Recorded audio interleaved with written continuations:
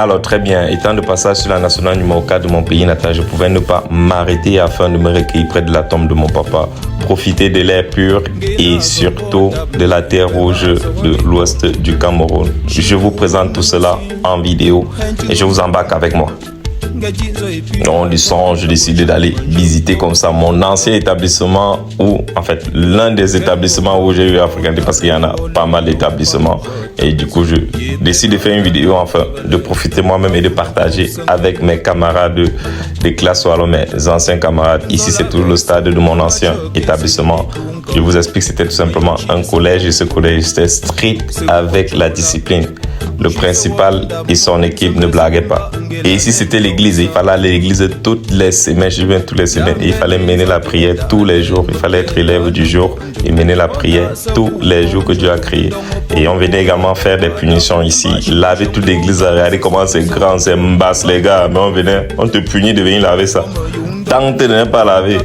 Avoir des noirs va derrière, mon frère. Tu vas confirmer le code.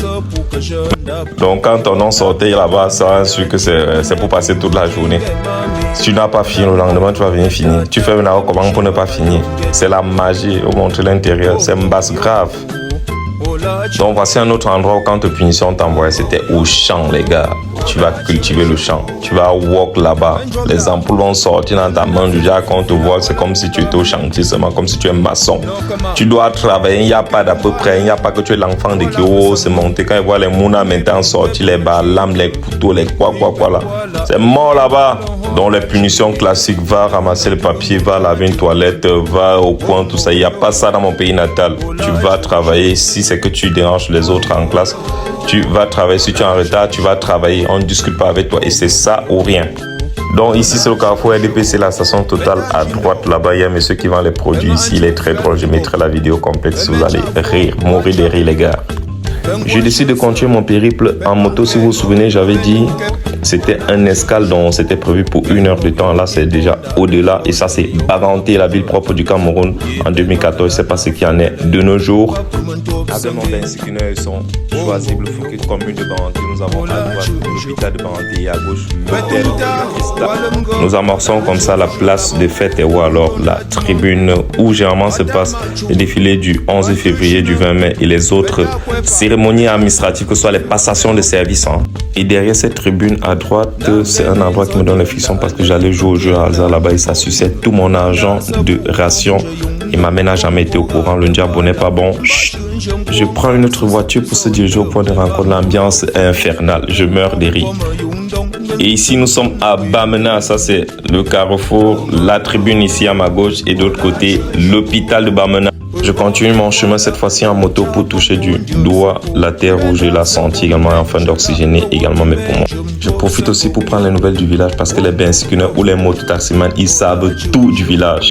Soit là, je vais aller communier ou alors me recueillir près de la tombe de papa. Je vois encore, c'est très propre, c'est nickel, c'est bien entretenu. Je suis content. Je rentre un petit peu en arrière pour faire un large plan afin de garder ça avec moi comme ça pour la postérité. Je fais également un petit peu le tour de la maison. J'ai pas pu faire parce que c'est énorme. C'est trop grand en fait. Trop grand. Je voulais tout simplement filmer la fenêtre de ma maman que vous allez voir bientôt. Quelque part là. Ce sont des hectares ici le chez nous. Donc c'est trop grand. Pas moyen de filmer ça et de vous montrer. Voilà la fenêtre de ma mère que j'ai filmée. J'immortalise pour lui envoyer. Et là c'est la chambre des garçons à l'extérieur. À l'opposé c'est la cuisine où j'ai commencé à préparer. Je vais vous montrer une vidéo pour vous montrer à quoi ressemble. Et là, c'est la porcherie de maman qui restait encore intacte. Oui, elle a fait dans l'élevage des poulets et des porcs. Cette brave dame, chapeau. Je continue mon chemin toujours en moto avec mon mototaximan ou alors mon bensikineur. Il profite pour me faire le point sur tout ce qui s'est passé. Ça faisait quand même 10 ans que je n'étais pas revenu. Donc, il me dit même ce qui va se passer. Donc, le mec, il prédit l'avenir carrément. Nous sommes ici à Bango, dans les hauts plateaux. Bien sûr, non, il me fait visiter encore un petit peu la ville de Bango, alors le village de Bango. Tranquille ou propre, les gens sont cool. Et nous sommes ici au Carrefour Bango pour ceux qui reconnaîtront normalement. Je décide moi-même de faire un petit tour. Je vois les cacahuètes qui me plaisent bien ou les arachides extrêmement bons. Des pommes de terre là-bas, bio sans additifs, les bananes plantains de l'autre côté là-bas. Donc je filme un petit peu les attributs traditionnels destinés aux initiés ou alors descendants de la chefferie comme des personnes comme nous autres. Donc si tu aimerais savoir où j'ai dormi, ce que j'ai fait, ce que j'ai mangé pendant mon séjour et combien ça m'a coûté, n'hésite pas à me le dire en commentaire, je ferai une vidéo détaillée.